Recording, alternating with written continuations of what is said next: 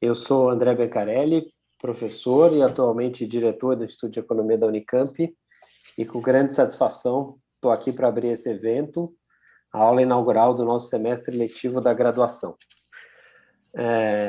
Por isso, fica aqui desde logo a nossa saudação especial às alunas e os alunos ingressantes do nosso instituto, nesse ano bastante difícil e atípico. Sintam-se, por favor, acolhidas e acolhidos, mesmo à distância, e parabéns pela conquista de entrar em um dos melhores cursos de economia do Brasil. Eu disse que o ano é difícil e atípico por razões óbvias, né? Estamos, para início de conversa, fazendo essa aula na segunda quinzena de abril, porque só agora, na semana passada, completamos a entrada dos ingressantes na graduação. Atípico e difícil também, é claro, por termos essa e todas as outras atividades acadêmicas sendo realizadas apenas à distância. E mais do que difícil, eu diria que a situação é dramática pelas várias dificuldades trazidas pela pandemia, dificuldades essas de muitas naturezas. Uma dessas dificuldades é o tema da nossa aula de hoje. Na verdade, a gente convidou o professor Graziano para fazer a aula inaugural no ano passado, estava combinado, e ela ia ser realizada justamente na segunda quinzena de março do ano passado, e foi justamente o momento em que a gente paralisou as atividades. E naquela época a gente não sabia como realizar essas coisas à distância, estávamos todos um pouco aprendendo, ainda estamos, né? Mas o que a gente não sabia mesmo e não tinha ideia é de quanta importância o tema da fome e da segurança alimentar ganharia ao longo deste ano, um pouco mais de um ano. Então, por, digamos, uma coincidência negativa, mas triste, aumentou muito a importância do nosso convidado. O professor José Graziano é um dos grandes exemplos que temos no Instituto de personalidade que combina uma trajetória acadêmica com uma figura de destaque na análise, formulação e aplicação de políticas públicas, tanto do ponto de vista nacional quanto internacional. Acho que a gente tem essa característica na história do Instituto de Economia. Certamente, os que estão entrando sabem desta nossa tradição, mas fica aqui como uma atividade de boas-vindas também com esse caráter.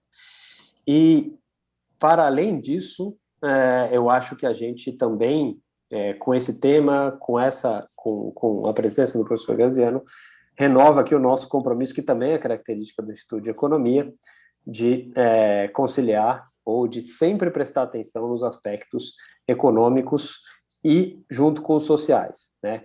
Como faz muito sucesso, de tempos em tempos volta a circular nas redes sociais uma entrevista da nossa outra grande professora madrinha, Maria da Conceição Tavares, numa frase no Roda Viva, de que o economista que não tiver preocupação social com quem paga a conta não é um bom economista, é um tecnocrata.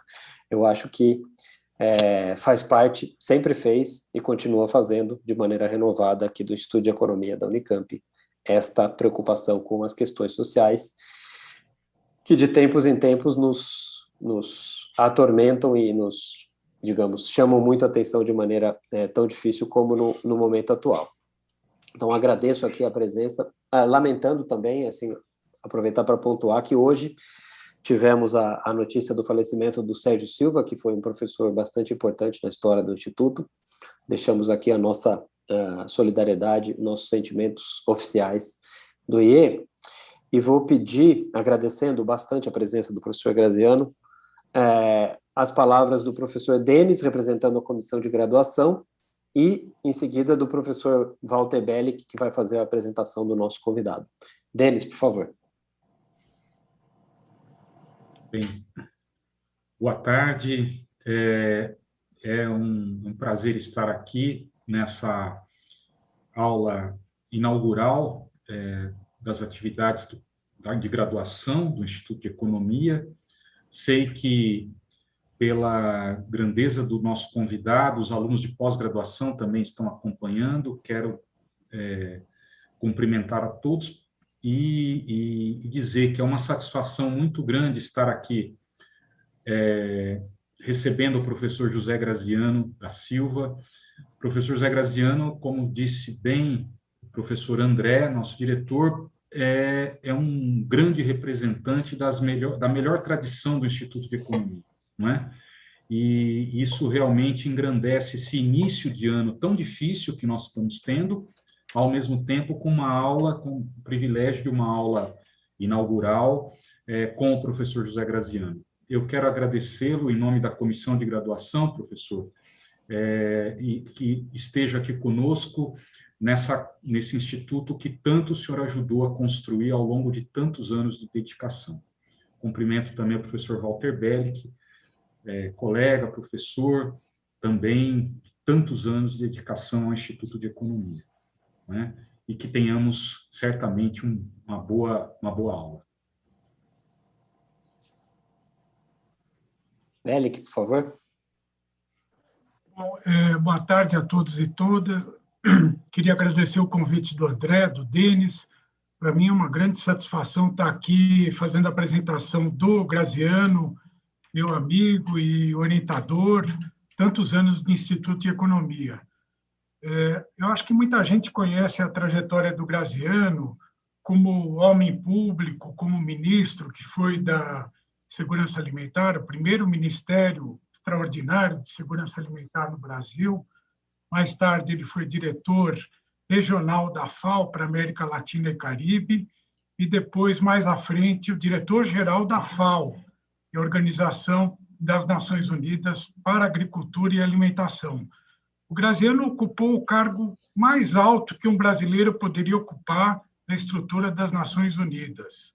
E é um motivo de orgulho para todos nós essa pessoa ter vindo do Instituto de Economia. Esse é o lado mais conhecido do Graziano. E eu queria, então, falar um pouco sobre a participação do Graziano no Instituto, que foi fundamental para essa trajetória que tivemos ao longo de todos esses anos. O Graziano pertence à segunda geração de professores do Instituto de Economia, que veio logo em seguida Maria Conceição Tavares, Wilson Cano, o Tamas e outros tantos, Sérgio Silva também, né? E o Graziano promoveu, João Manuel, e o Graziano promoveu essa transição de um departamento que era do IFISH para o Instituto de Economia, e montou uma área de economia agrária no Instituto de Economia. E logo, em poucos anos, o Instituto passou a ser conhecido como uma referência nessa área de estudos agrários, estudos fundiários, na área de reforma agrária. Não contente com isso, o Graziano montou um grande projeto de pesquisa, conhecido como Projeto Urbano, que envolveu não só a Unicamp, vários institutos da Unicamp, como outras universidades do Brasil e do exterior, inclusive. E o Projeto Urbano teve a capacidade de mudar a cara de como que se pensa em política agrícola no Brasil. O Projeto Urbano passou a incorporar as questões ligadas à multifuncionalidade das atividades agrícolas e à pluriatividade dos ocupados na área rural. Então, passou a dar um enfoque bem diferente ao que se imaginava como política agrícola, um enfoque mais social e mais voltado para a formação de renda dessa população que vive no campo. Bom, o projeto Urbano acabou se transformando em política agrícola, passou a virar programas de governo, seja ao nível estadual, seja a nível federal. E não só isso, mais para frente, foi no Instituto de Economia que nasceu o projeto Fome Zero, que deu origem a toda essa discussão de segurança alimentar que estamos vivendo desde que o Brasil passou a olhar esse tema como um tema prioritário. Essa live é super oportuna porque recoloca essa questão num momento em que a gente está vivendo um profundo retrocesso em termos de segurança alimentar e nutricional. Os nossos indicadores retrocederam 20 anos quase. Retrocedemos a 2004, 2005.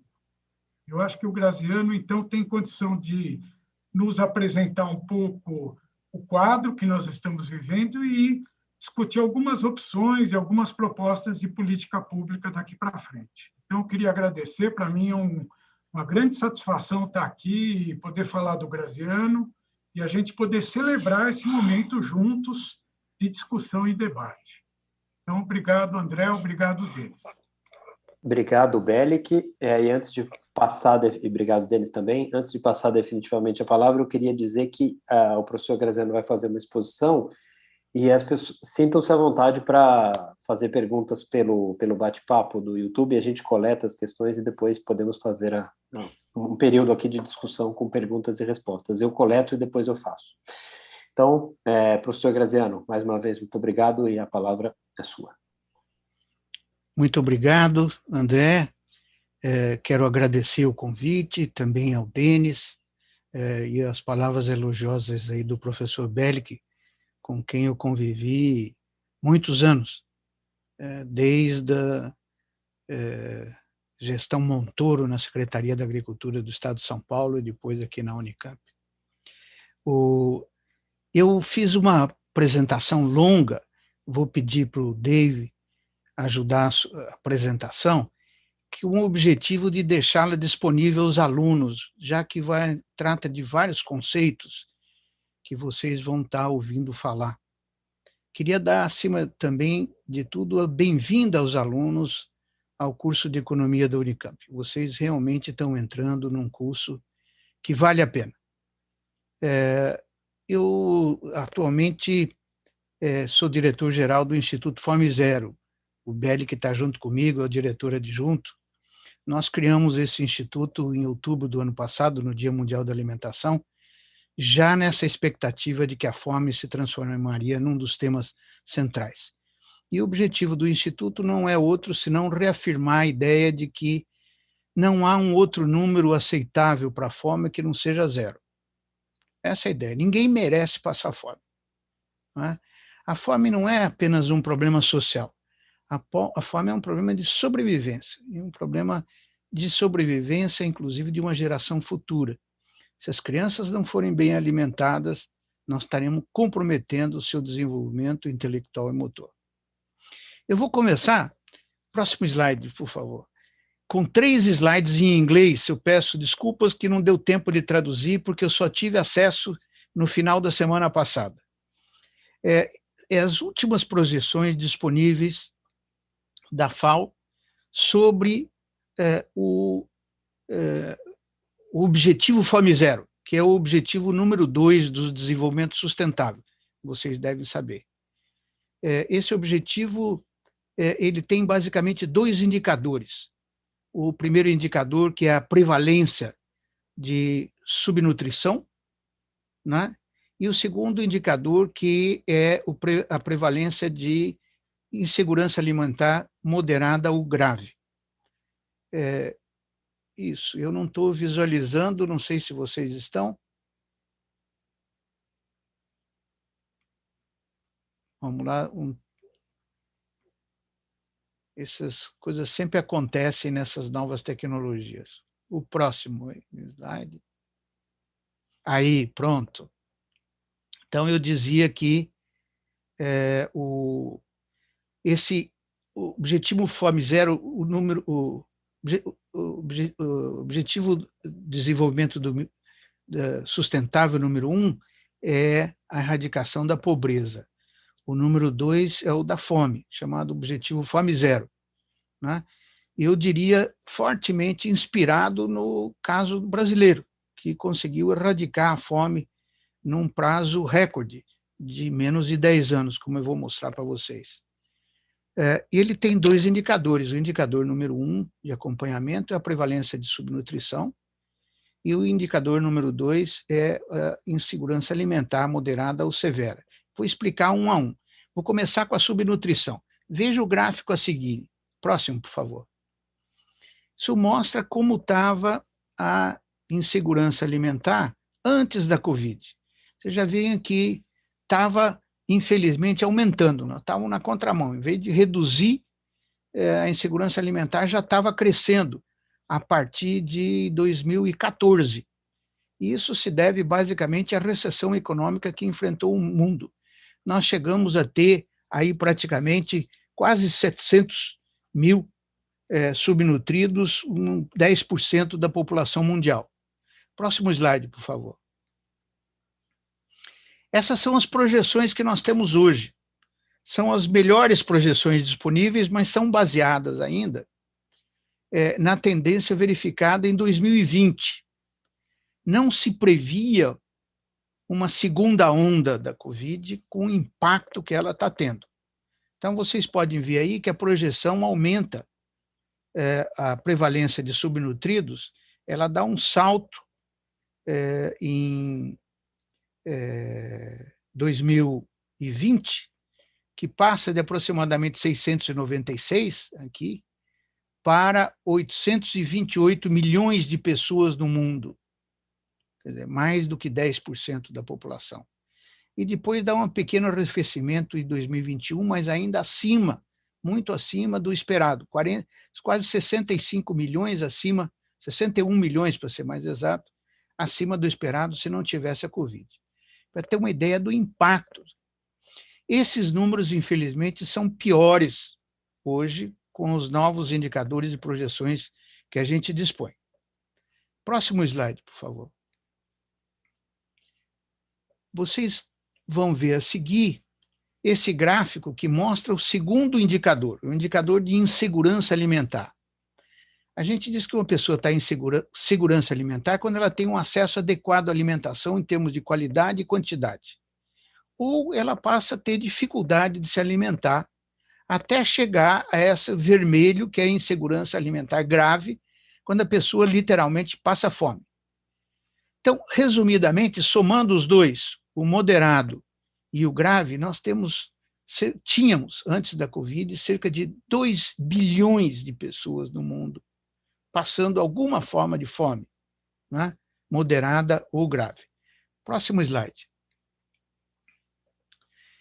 Esses são os conceitos brasileiros. O Brasil tem, desde 2004, e isso foi feito pela primeira vez no Brasil, uma pesquisa pelo IBGE, patrocinada pelo MESA, que era o Ministério Extraordinário de Segurança Alimentar, que pilotava o Fome Zero, e introduziu esses dois conceitos, segurança alimentar e nutricional e insegurança alimentar, né, que estão aí especificados. Eu vou deixar essa apresentação online para vocês, para aqueles que quiserem.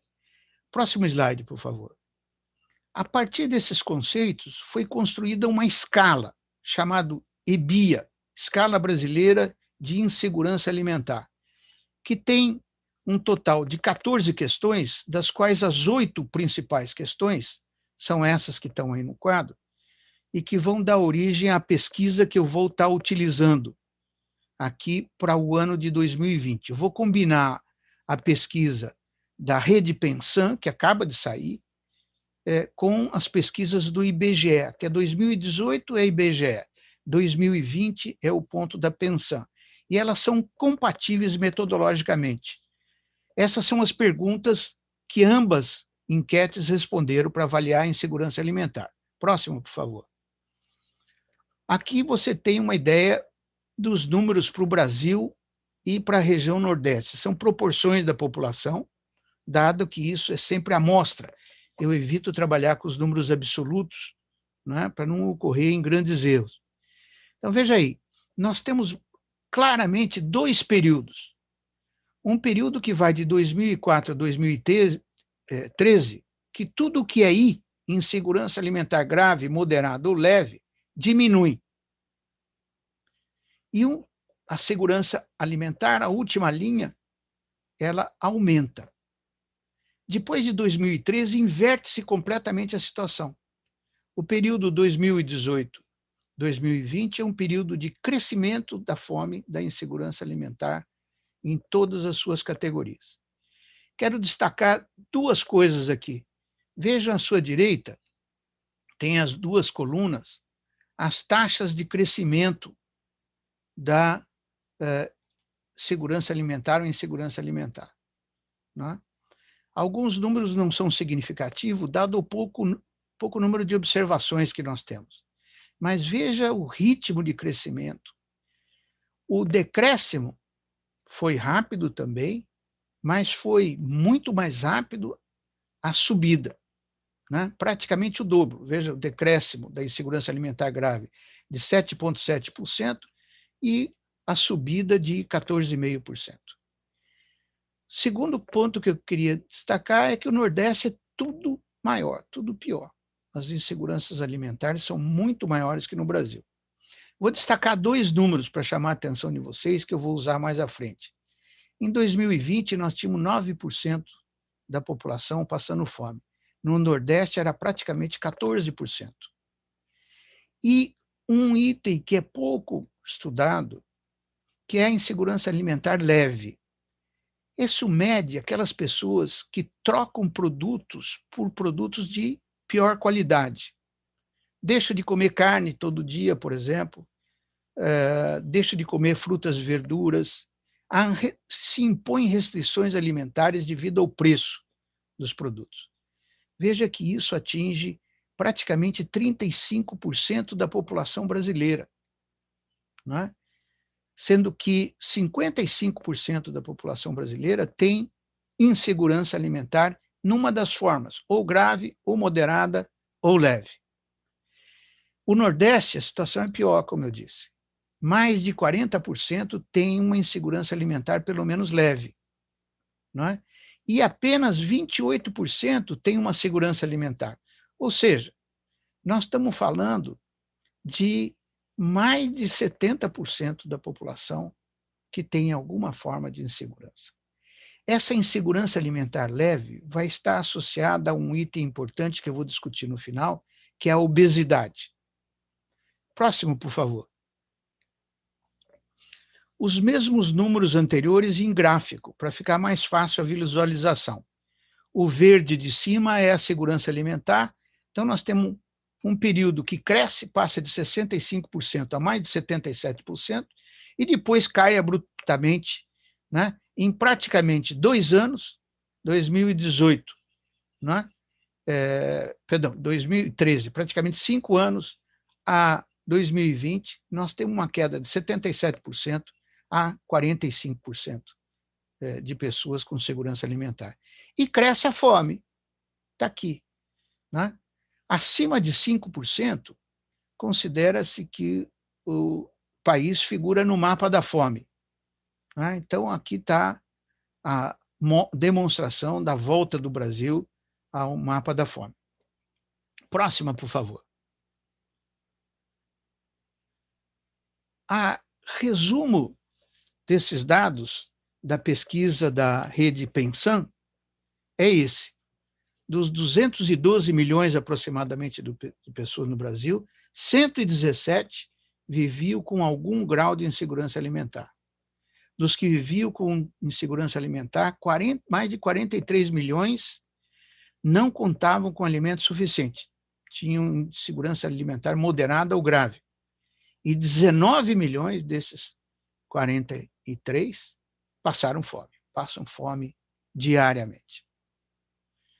Próximo slide, por favor. Aqui uma demonstração de uma coisa que eu repito sempre. A insegurança alimentar não se deve à falta de alimentos. O Brasil é um grande produtor de alimentos, um grande exportador de alimentos para o mundo todo, né? A fome no Brasil não é falta de ter o que comer, é falta de dinheiro para comprar os alimentos. E aqui está demonstrado isso claramente nessa pesquisa da Rede Pensan, a Vigisan. Vejo que quando está por faixa de salários mínimos, né? Quando a renda per capita da família é menor que 1/4 do salário mínimo, a insegurança alimentar, a barra em vermelho, à sua esquerda, representa mais de 23%. Ao passo que, na direita, quando a renda per capita é mais de um salário mínimo, ela é 0. Então, quando as pessoas têm boa renda, elas têm um bom índice de segurança alimentar, né? Essa é a situação do caso brasileiro. Próxima pesquisa. Agrava a insegurança alimentar A população mais vulnerável é quando tem a cor da pele preta ou parda, quando a pessoa de referência no domicílio é a mulher e quando não tem escolaridade ou tem o curso fundamental, do ensino fundamental incompleto. 15% da população brasileira. Uma dessas condições nas famílias, quando presente, expõe a maior vulnerabilidade da família à fome. Próxima. A insegurança alimentar grave na pandemia foi agravada também pelo trabalho informal. Ela é muito maior naquelas pessoas que têm trabalho informal, comparado com as pessoas que têm trabalho formal. E 6 vezes superior quando tem uma pessoa desempregada na família. Nós vamos ver no final os índices de desemprego como andam. Na área rural, a insegurança alimentar também é maior que a urbana e está muito relacionada à disponibilidade de poder produzir os próprios alimentos ou quando tem água para consumo dos animais. Próximo, por favor. Esse quadro aqui mostra os mapas do Brasil nas várias pesquisas que eu estou mencionando. A primeira de 2004.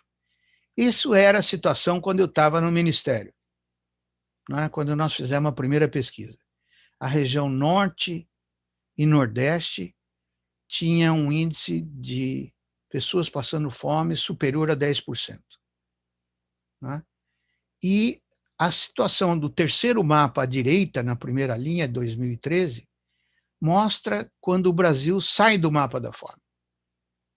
Né? Baixa insegurança alimentar no país todo a índices menores que 5%. E aqui, os dois mapas de baixo, um da pesquisa do IBGE de 2008 e a segunda de 2020 da Vigisan, mostram a volta do Brasil ao mapa da fome. Veja a semelhança do mapa de 2004 com 2020. Nós regredimos 16 anos, não é? Nesses últimos, a partir de 2013, 2014, para ser mais preciso. Próximo, por favor. Como eu disse, a situação da insegurança alimentar é maior na área rural. Veja que nós passamos de 8,5% da urbana para 12%. As razões fundamentais são o baixo nível de renda nas áreas rurais e a concentração da terra. A desigualdade é muito maior nas áreas rurais no Brasil do que nas áreas urbanas. Próximo.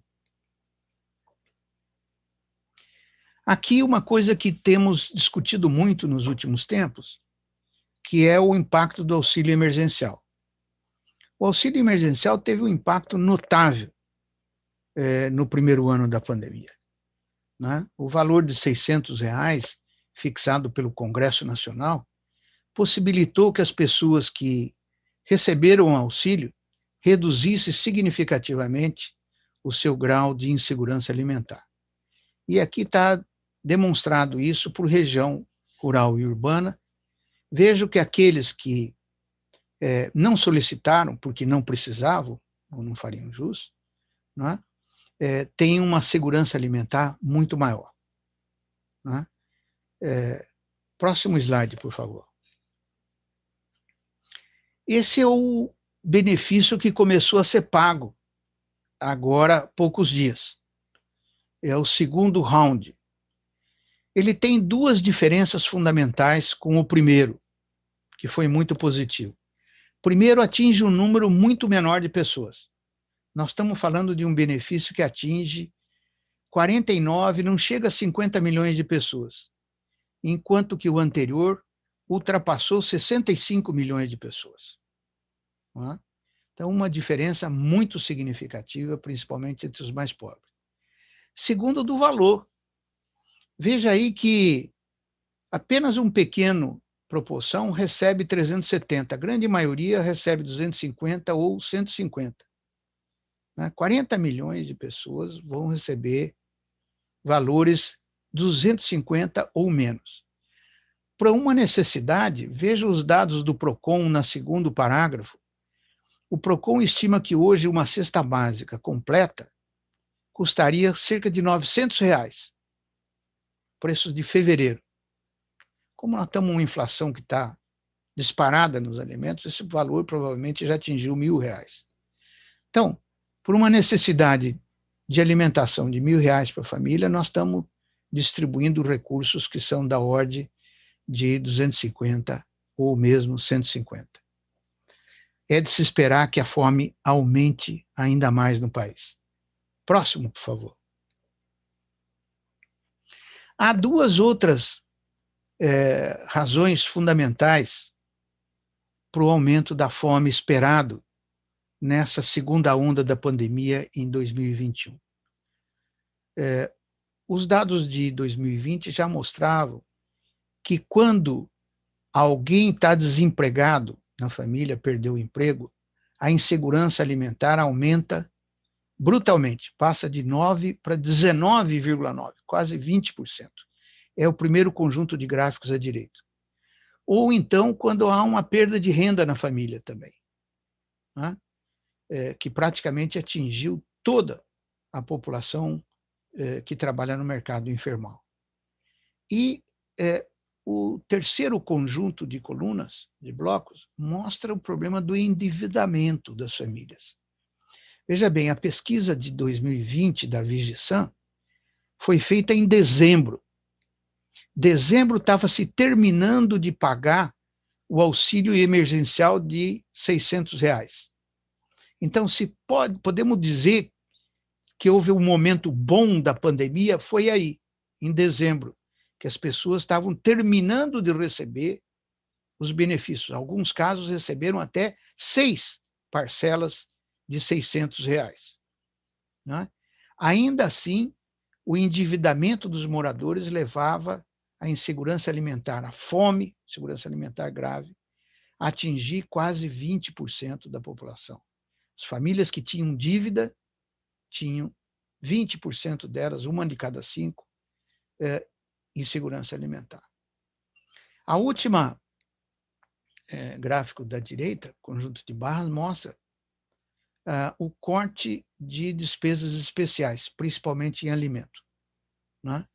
Praticamente todas as famílias, pelo menos metade delas, tiveram cortes significativos e aumentaram, né, diminuíram, os seus gastos em despesas essenciais, incluindo alimentos. Próxima coisa. Esses são os números, para vocês terem aí, da PNAD contínua, falando sobre o desemprego no Brasil.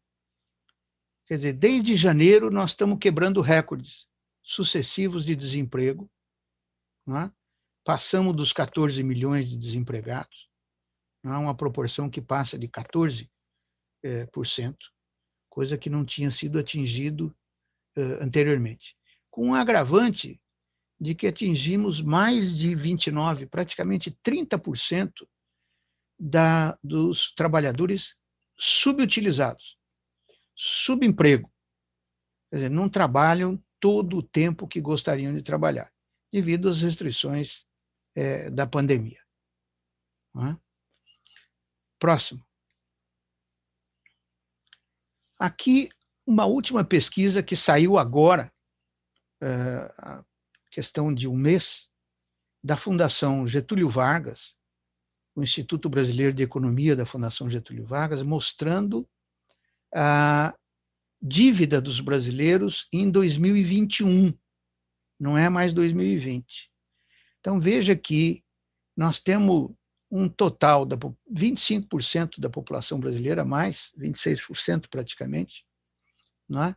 Tem dívidas, sendo que na faixa de renda mais baixa, esse número pula para 44%. Os pobres estão se endividando. Não é? E a pesquisa também perguntou a inadimplência nos últimos 6 meses, por causa da pandemia. Mais de 54% 3% da população se tornou inadimplente. E entre os mais pobres, esse número chega a 79%. De gente que não consegue pagar suas contas de aluguel, de luz, etc. E vai literalmente morar embaixo da ponte. Esse endividamento da população brasileira é, principalmente dos mais pobres durante a pandemia, por falta de uma assistência governamental, seja por um auxílio emergencial. Lembre-se que o auxílio emergencial foi suspenso no começo de 2021. Foi o pior momento, de janeiro até abril, quando começa a ser pago o novo auxílio emergencial. Não houve nenhum apoio, a não ser os programas tradicionais do Bolsa Família, benefícios de prestação continuada e aposentadoria. Então, veja que isso significou um aumento brutal no endividamento das famílias. O que tem isso de diferente? Por que eu estou destacando esses dois pontos? Primeiro, que o aumento do desemprego e a consequente queda na renda da família atinge um número expressivo hoje da população brasileira, como nunca visto. E segundo, que as dívidas, principalmente dos mais pobres, são impressionantes. E está levando, nós temos visto pelo noticiário da TV, as famílias a se desfazerem dos poucos bens que possuem. O sujeito vende o fogão, ou sai de casa para não pagar aluguel, vai morar com a sogra, ou vai morar embaixo da ponte, vai morar na rua, vende a moto, vende o carro de segunda mão que tinha, se desfazendo dos poucos bens e ativos que possuía. Esse processo, que custa para as famílias acumularem, os pobres acumulam através desses pequenos assets, pequenos bens, durante anos e anos, para conseguir superar o umbral da miséria, o limite da pobreza absoluta. Quando eles perdem isso, eles caem no que eu chamo no mundo da indigência, o abismo da indigência, do qual dificilmente voltam. Então, nós estamos falando de uma parte importante da população brasileira que está se convertendo dia a dia em endividados, desempregados, e daí o salto na indigência ou na miséria, na pobreza absoluta. Eu vou passar agora uma sequência de slides para mostrar que isso já vinha acontecendo há algum tempo. Próximo slide. Esse aqui é o crescimento do Brasil na última década. Vocês vejam que nos últimos 25 anos o Brasil já tinha se descolado do mundo. Quando o mundo cresceu entre 1980 e 2020 mais de 30%, o Brasil cresceu míseros 2,2%. É o chamado PIBinho, de crescimento. Para ter uma ideia, para comparar, o crescimento da população nesse período passou de 9%. Então, se cresce 2% e a população cresce 9%, cai o PIB per capita, há uma queda. Próximo slide, por favor. Está mostrado nesse gráfico aí. Veja a queda da renda per capita no Brasil, peguei a partir de 2010, mas os números anteriores iam na mesma direção. Sobe até 2014, 2013, 2014, aí despenca por conta da crise econômica. Há uma pequena recuperação entre 17 e 18, mas é um PIBinho, veja que não cresce nem a 2% até 19, e despenca novamente com a pandemia. Qual é o resultado disso? Próximo slide, por favor. É o crescimento da pobreza. Estamos vendo aí o crescimento da pobreza, que por volta de 2010, 2011, estava em 4,7%, vai baixando continuamente até 2014 e volta a crescer até 2018, que são os últimos dados que eu tenho, não consegui atualizar. Acompanhando exatamente essa PIBinho brasileiro que praticamente não cresce no período. Próximo. O resultado disso é que nós estamos despencando, né, no ranking mundial. Nós estamos ficando para trás, né, e as projeções indicam que continuaremos a ficar para trás, pelo menos essas projeções do Banco Mundial do Fundo Monetário, perdão, até 2026. Próximo slide, por favor. Isso mostrando essa confirmação de que nós estamos ficando para trás, né? Comparando, saímos da posição 77, estamos na 85, né? E vamos continuar ficando para trás até 2026, que é quando chegam as projeções. Né? Quero tratar agora do último tema, rapidamente. Não é só a fome que preocupa no Brasil, é também a obesidade. Próximo slide, por favor. Eu só disponho dos dados até 2019, não disponho de dados na pandemia. A pesquisa da Pensan, a Vigisan, não tratou do tema da obesidade, pelo menos não nos dados até agora divulgados. Mas vejam aqui o crescimento assustador do excesso de peso e da obesidade. 62% da população brasileira tinha excesso de peso em 2019.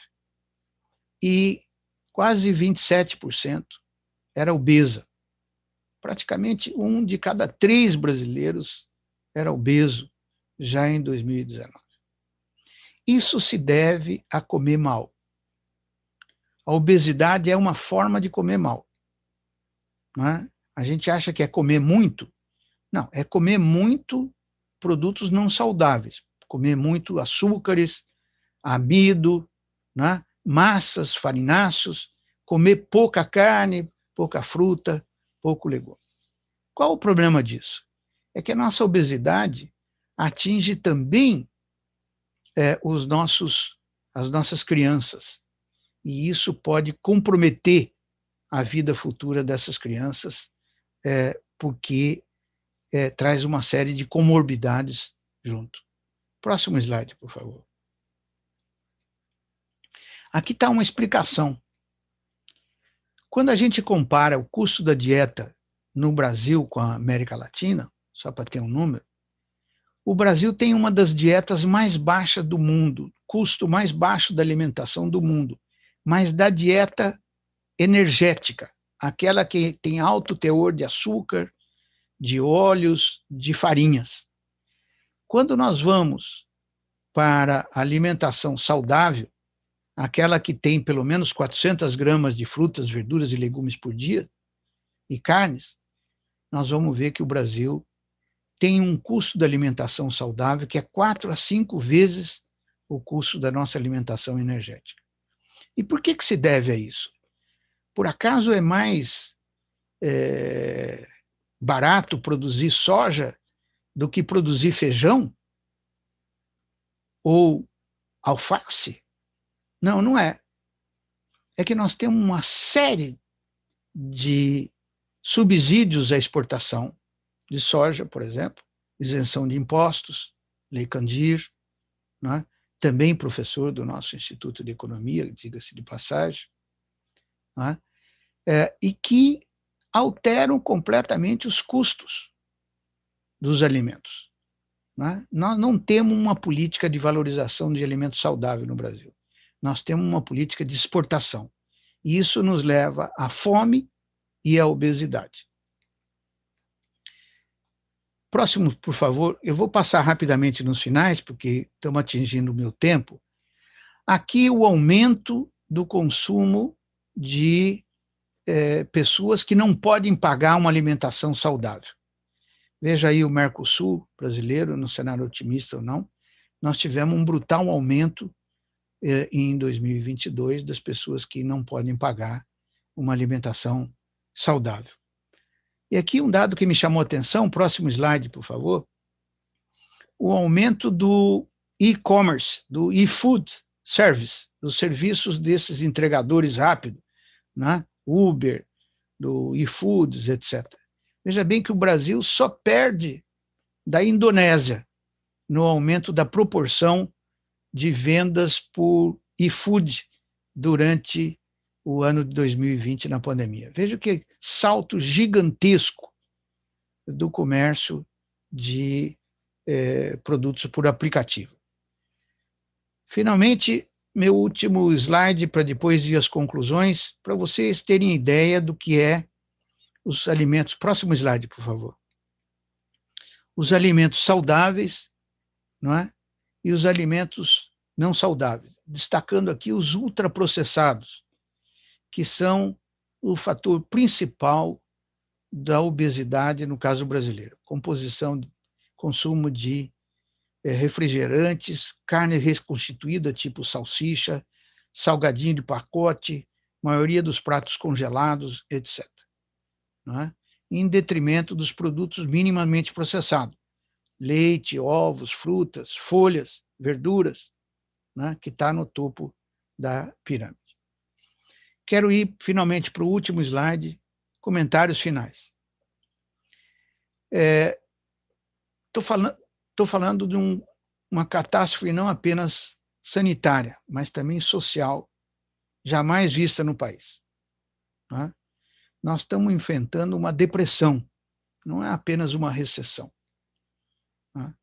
Sofrimento de todos, mas os mais vulneráveis pagam mais. E agrava a fome e a obesidade. O que fazer? Restituir o auxílio emergencial é básico. Não é? E não apenas por um par de meses. Precisa ficar enquanto perdurar a pandemia. Segundo, recompor as políticas sociais. O Brasil se destacou por ter políticas sociais de combate à fome, no bojo do programa Fome Zero, que foram exportadas para o mundo inteiro. A merenda escolar, por exemplo, com compras da agricultura familiar, não é? A Conab fazendo compras para fazer estoques reguladores para evitar o aumento de preços de produtos básicos na entre-safra, não é? E inúmeras outras políticas que foram extintas, foram desvalorizadas nesse governo, a começar pela extinção do CONSEA, que é a última recomendação. Retorno do CONSEA. Por que o CONSEA é importante? O CONSEA é o Conselho Nacional de Segurança Alimentar. Ele é um órgão assessor da Presidência da República. E é ele que reúne representantes da sociedade civil, do setor privado, com representantes do governo. Por quê? Por uma razão muito simples.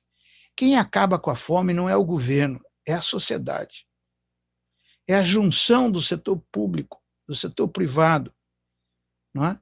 E dos movimentos sociais que permite enfrentar o problema da fome. Como nós estamos vendo agora nessas campanhas que estão começando de forma um pouco atabalhoada, né, pela urgência que elas necessitam. Se tivesse um CONSEA para organizar isso, seria muito mais fácil. E eu deixei propositadamente, por último, abolir a emenda constitucional. Abolir a emenda constitucional é uma das recomendações anteriores, e eu queria dizer com satisfação que ontem foi aprovado um acordo no Congresso Nacional por uma emenda proposta pelo senador Rogério Carvalho, do PT de Recife, abrindo um espaço de 50 bilhões de reais no orçamento, fora do limite de gastos. Isso permitirá pagar o auxílio emergencial, orçado em cerca de 44 bilhões, e ainda deixará folga para alguns programas alimentares que nós estamos tanto precisando. Eu vou parar por aqui, fico aberto às perguntas e comentários de vocês. Muito obrigado pela atenção.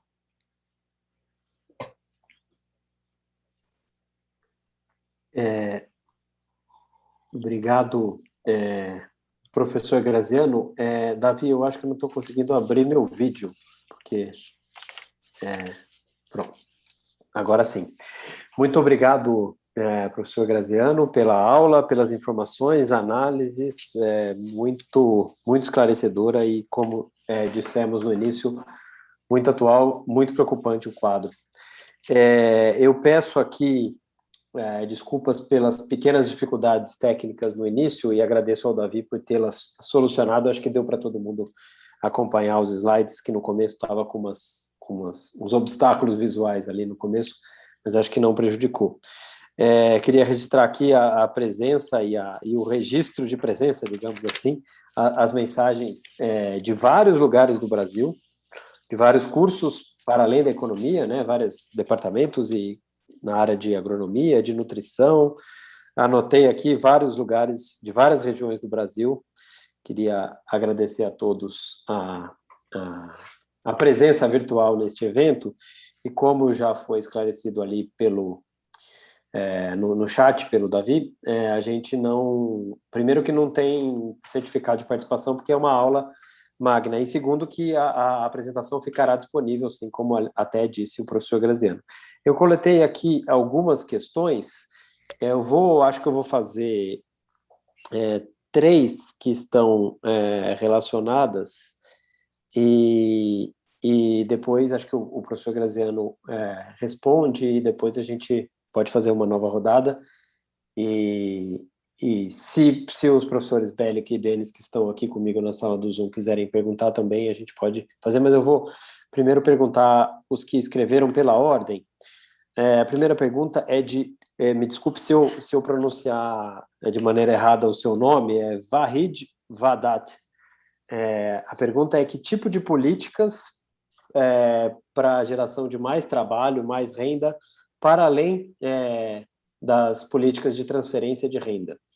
A gente pode, deixa eu só localizar aqui que ficaram para trás. Que tipo de políticas ou programas podem ser impulsionados neste momento para promover simultaneamente mais trabalho e renda e mais segurança alimentar, para além de programas de transferência de renda? E eu emendo numa pergunta minha, que é para o professor Graziano comentar um pouco, não só no sentido das possibilidades, mas também da experiência do início do programa Fome Zero e depois da sua implementação, dos efeitos, para além de nutricionais, de uma política de combate à fome, dos efeitos econômicos de encadeamento na conciliação de objetivos econômicos e sociais também, se ele puder comentar alguma coisa nesse sentido.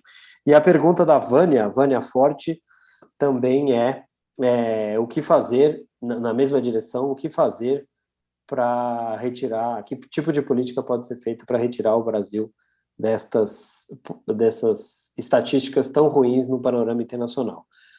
Acho que, Graziano, se você puder dar conta, depois eu faço as outras questões.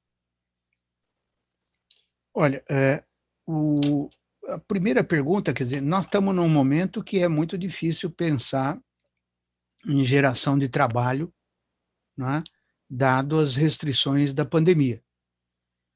Se nós não conseguimos acelerar o ritmo da vacinação, né, e mesmo acelerando, vai ser difícil uma volta, né, a uma pós-normalidade, né, ou uma nova normalidade. Normalidade nós não vamos voltar nunca mais, né? Já está claro que esse vírus veio para ficar e nós vamos ter que aprender a conviver com ele, né?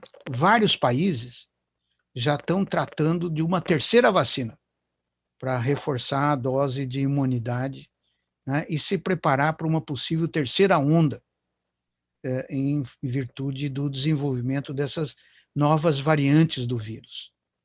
Então, pensar nisso, em fazer programas tradicionais de aumento, trabalho tipo mutirões, né, frentes de trabalho, que eram típicas de situações passadas, é impensável. Eu acho que o programa correto é a transferência de renda realmente, né? Isso pode, nesse momento, ser a tábua de salvação. E apoiar as pequenas e médias empresas. Né? Tenho visto a dificuldade dos pequenos e médios empresários de conseguir empréstimos nos bancos, né, a taxas favorecidas. Esse é um momento de injetar crédito. Até o Biden fez isso lá nos Estados Unidos, não é? Injetar crédito. Um choque de crédito, nesse momento, é fundamental, principalmente considerando que essas empresas estão endividadas. Veja bem, essa segunda onda da Covid está somando gente àquela primeira onda, que são as pessoas que se endividaram na primeira e que agora estão caindo na miséria. Né? Então, se nós não tivermos um socorro a esses segmentos que são geradores de emprego, pequeno comércio, pequenas atividades urbanas, né? Cabeleireiro, manicure, esse tipo de coisa, nós realmente vamos atingir uma proporção de gente na miséria impensável. A experiência do Fome Zero foi muito positiva, não apenas em reduzir a fome e a mortalidade infantil, por exemplo. Nós reduzimos drasticamente, em um ano, a mortalidade infantil foi praticamente zerada em boa parte da região Nordeste, né? Coisa que era impensável no início. Nós temos uma boa rede, o SUS, né, com muita capilaridade. Então, se der recursos, quer dizer, se der alimento, se der leite para as crianças, nós reagimos, conseguimos equilibrar essa situação. Um dos efeitos do programa Fome Zero foi o desenvolvimento da agricultura familiar. Né? As pessoas estimuladas a comer comida mais saudável, né, passaram a consumir mais verdura, mais fruta, mais produtos locais, de proximidade. Né? E isso estimulou a economia local. O Fome Zero foi um programa de desenvolvimento local, basicamente, né? Principalmente nas pequenas e médias cidades do interior. Né? Eu diria ainda que um outro efeito muito positivo, não é?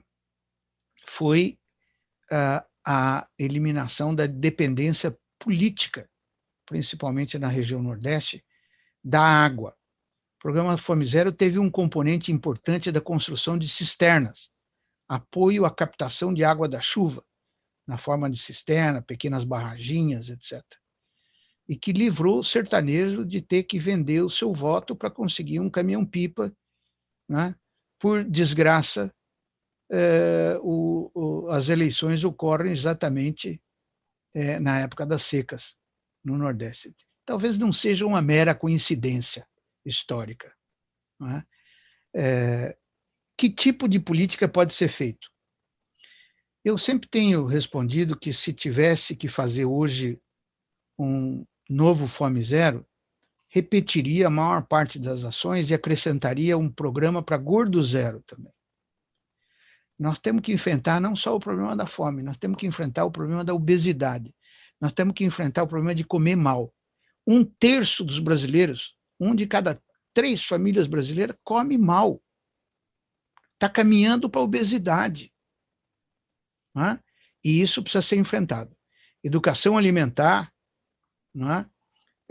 Práticas saudáveis de alimentação, impostos sobre produtos ultraprocessados, e isenção e estímulo para produtos frescos, tipo leite, ovos, verduras, frutas e legumes. Esse é um programa para enfrentar essa situação nesse momento. Acho que respondi as 3 primeiras, André. Sim, sim. Bellic e Denis, vocês querem fazer alguma questão? Eu queria fazer uma provocação ao Graziano, que ele comentasse um pouquinho mais esse paradoxo que a gente vive no Brasil, de que o Brasil é um grande produtor mundial de alimentos, dizem que o 2º ou 3º maior produtor de alimentos do mundo, e nós temos essa situação de fome.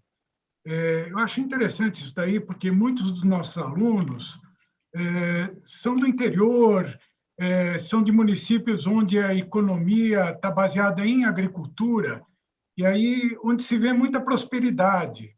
Como é que pode cidades prósperas terem uma população passando fome? Interessante porque, se a gente for lá naqueles dados que o Graziano apresentou da IBIA, lá de 2005 para frente, se a gente abrir entre população rural e urbana, vai se verificar que a população rural do Brasil, que estava passando fome, que tinha insegurança alimentar grave, praticamente zerou, muito mais rápido até do que a população urbana. E agora nós temos um salto gigantesco da população em situação de insegurança alimentar no campo. 75% da população do campo está em insegurança alimentar grave, moderada ou leve. Então, como é que se explica uma contradição dessa? Desculpa, deixa eu só aproveitar, obrigado, Velho, para emendar aqui duas perguntas que têm, eu acho que tem um sentido parecido. Fabiane Escoleso pergunta, para além da renda, da questão da renda, a agricultura 4.0, a reprimarização da pauta exportadora, qual o papel disso no agravamento das condições de segurança alimentar? E a Laís Patrício também pergunta sobre como é possível garantir um agronegócio economicamente vantajoso e sustentável diante da mudança de foco do modelo exportador para um de alimentação saudável, já que o modelo argentino não deu certo. Eu acho que dialoga um pouco com a pergunta do Bellic.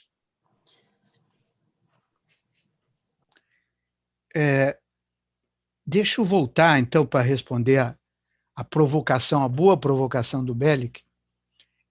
Vocês, alunos que estão entrando, certamente já ouviram falar de José de Castro. José de Castro era um médico, nos anos 50, trabalhava na Zona da Mata de Pernambuco. Zona da Mata era, por excelência, a região açucareira, a região de maior riqueza, produtora de riqueza de Pernambuco, do Nordeste, e exportava açúcar. E lá, José de Castro identificou que é onde havia mais fome. Havia mais fome na Zona da Mata do que no sertão, que era a região que sofria secas, né? Que sofria aquela migração dos favelados, que a gente vê nos quadros do Portinari, né? Ou no livro Vida Seca, se vocês tiverem oportunidade de ler, que é uma obra-prima brasileira que não pode deixar de ser lida pelos alunos. Então, por que isso? O José de Castro explicava, quer dizer, porque o trabalhador rural da cana, do engenho de cana, assalariado, boia fria, ele não conseguia nem tomar a garapa da cana que era produzida. Ele literalmente só comia farinha.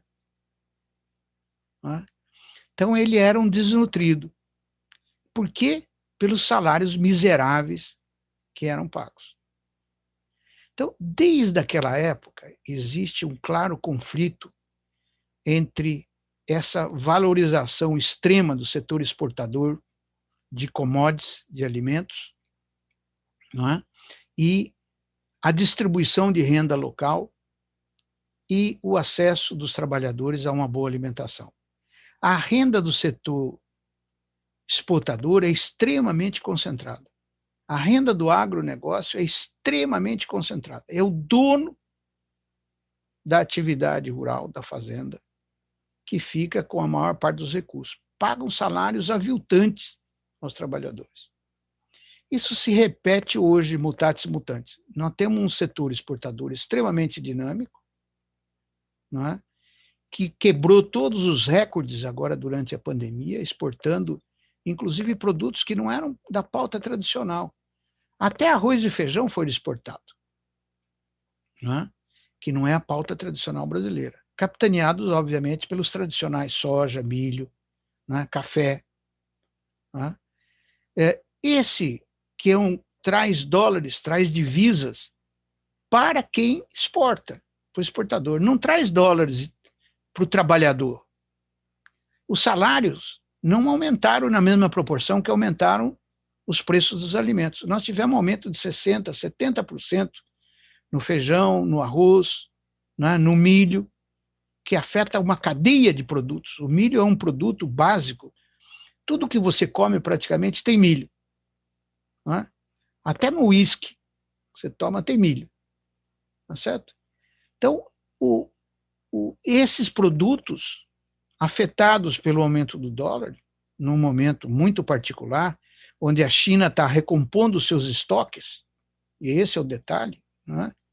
Isso não vai durar para sempre, é que fez essa pujança do agronegócio exportador. Mas isso não irriga a renda, não transfere renda, isso concentra cada vez mais a renda. Nós estamos vendo uma concentração brutal de terras, de propriedade. As pessoas não têm mais acesso, os trabalhadores rurais não têm mais acesso a plantar os seus próprios alimentos, né? Porque são extensões imensas da escala da produção de milho, soja e outras commodities. Esse modelo brasileiro de exportação de commodities, sejam elas minerais, né?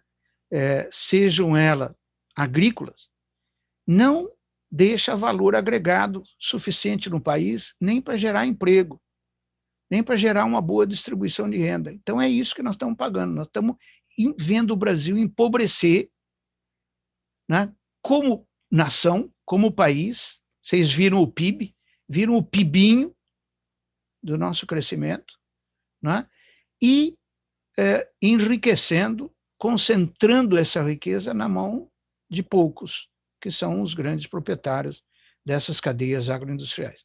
O nível de concentração hoje do agronegócio é espantoso. Meia dúzia de empresas respondem pela comercialização, pelo processamento e pela distribuição da maior parte dos nossos produtos agropecuários, né?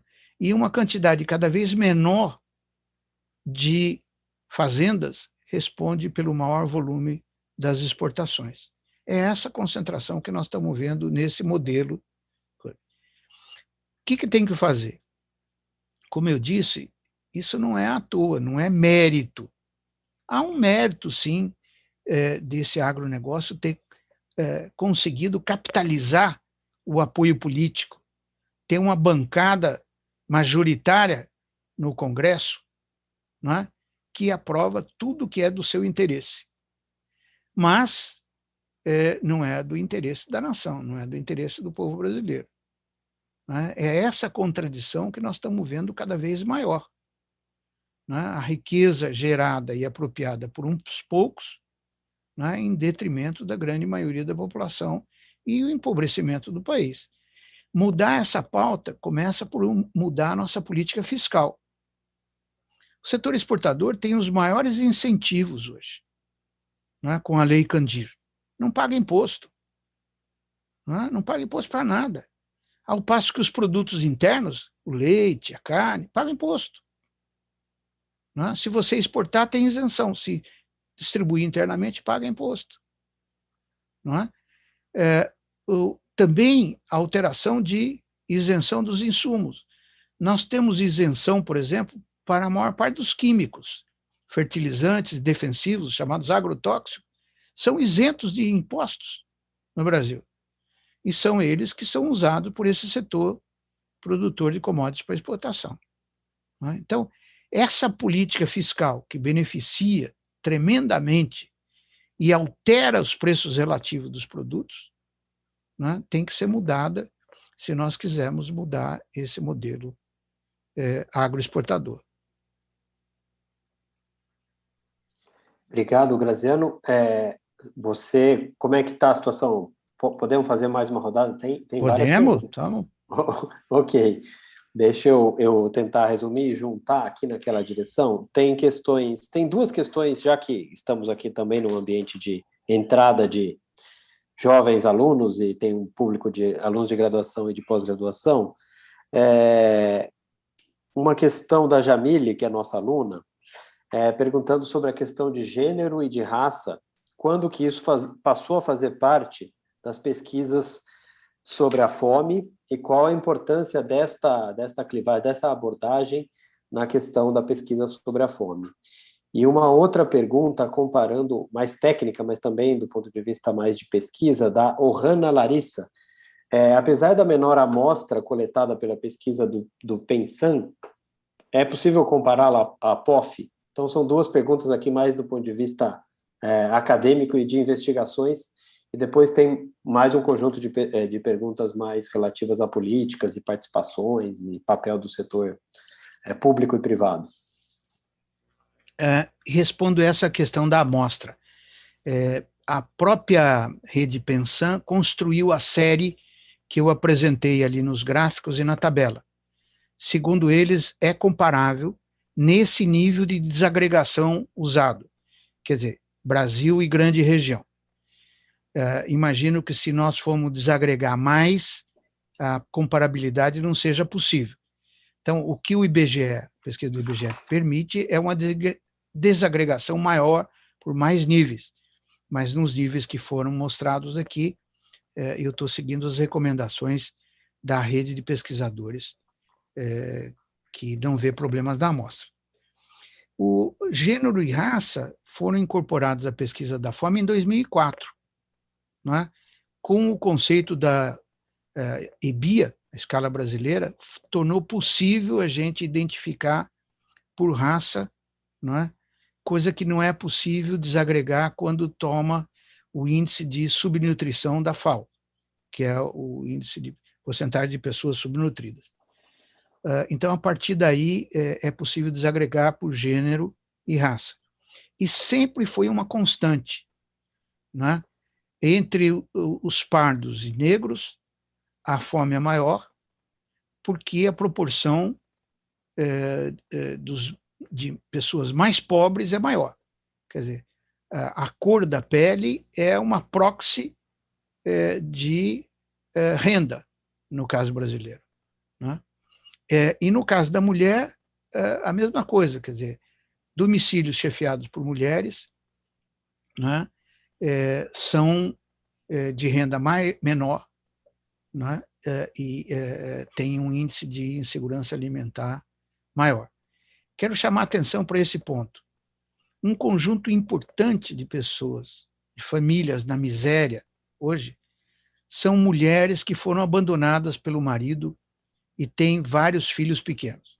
Nós temos visto isso de maneira continuada nessas campanhas, aí, né, essa referência a mulheres com 3, 4, às vezes 5 ou mais filhos de idade menor, não é? Que não estão podendo ir à escola, onde eles recebiam a merenda, né? E que literalmente não têm o que comer. Tá certo? Esse cuidado com a alimentação infantil é fundamental, porque se não alimentar agora, até 5, 7 anos de idade, compromete o desenvolvimento motor e intelectual dessas crianças. Nós podemos estar construindo nessa pandemia uma geração de crianças que não serão capazes no futuro de ter um desempenho intelectual ou motor compatível com o mundo moderno. Uma sub-raça, né? Esse é o perigo do Brasil. Como tivemos uma sub-raça com séculos de miséria no Nordeste. Tá certo? O chamado homem gabiru, como eram dos tão famosos romances, né? Eu não vou me estender mais sobre o assunto. Obrigado, Graziano. Eu selecionei aqui perguntas sobre 2 temas, para a gente, acho que encerrar, que estamos nos aproximando aqui de 1h30. Uma pergunta da plataforma Restim Brasil, eu não sei se é assim que fala, me perdoe,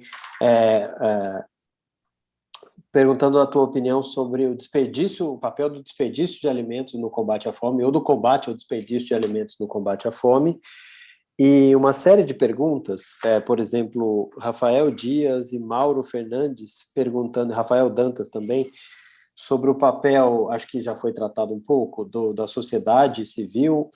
Mauro Fernandes pergunta especificamente sobre ONGs como a Central Única das Favelas, também em combate à fome, e o Rafael Dantas pergunta do poder público local, o papel das prefeituras no combate à fome e do serviço público. Então, acho que com esse tipo de considerações, acho que a gente pode dar uma pincelada nesses assuntos. E eu peço desculpas para os que não foi possível nomear aqui, mas que foram muitas perguntas, eu já agradeço de cara.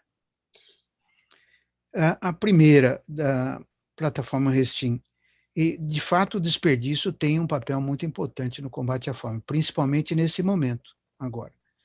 Tanto que um dos eixos do programa Fome Zero era a criação de bancos de alimentos, que pudessem exatamente captar esses alimentos que sobram ou que vão ser desperdiçados, para poder dar um uso apropriado a eles, né? Em média, nós temos no mundo 1/3 dos alimentos desperdiçados. Isso é muito alimento, e isso pode ser drasticamente reduzido pelo funcionamento de bancos de alimentos a nível local. Sobre a pergunta sociedade civil e poder público local.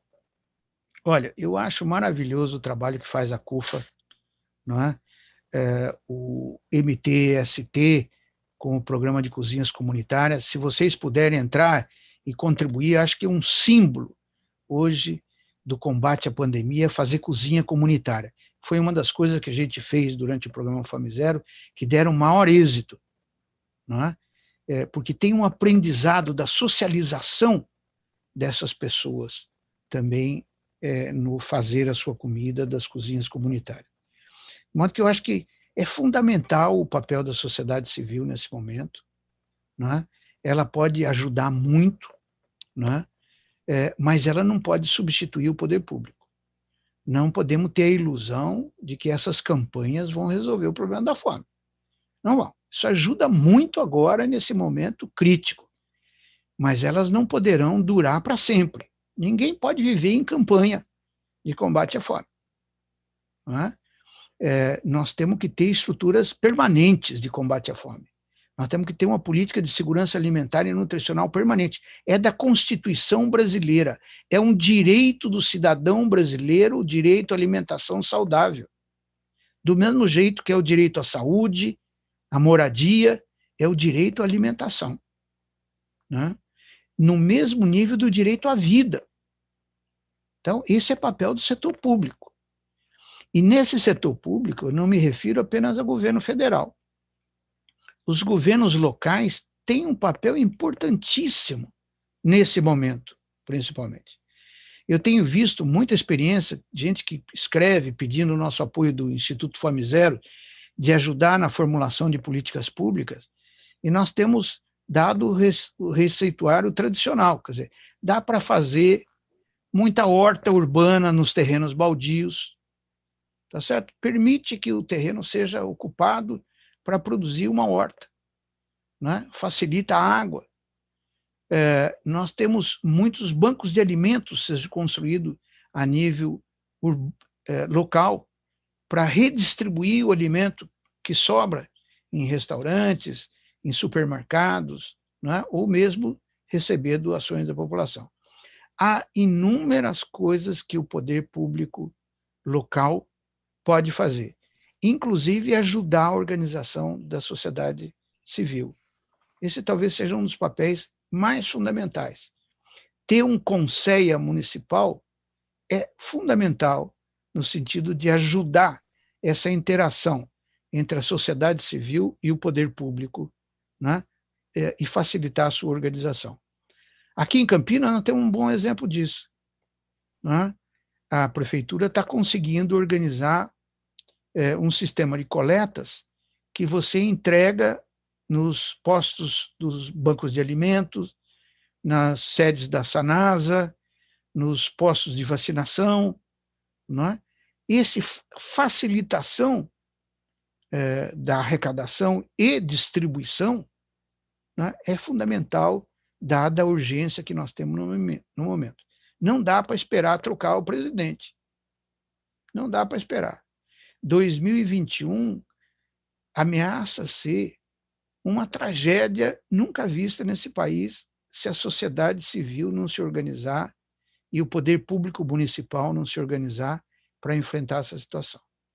Essas são duas grandes esperanças que nós temos. André, agradeço muito, foram muito boas perguntas, não é?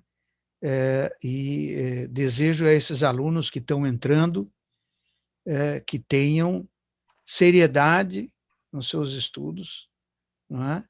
E que nunca percam de vista que vocês são uns privilegiados, não só por poderem entrar numa universidade de primeira linha, mas por poderem chegar à universidade, coisa que hoje está cada vez mais difícil para os mais pobres.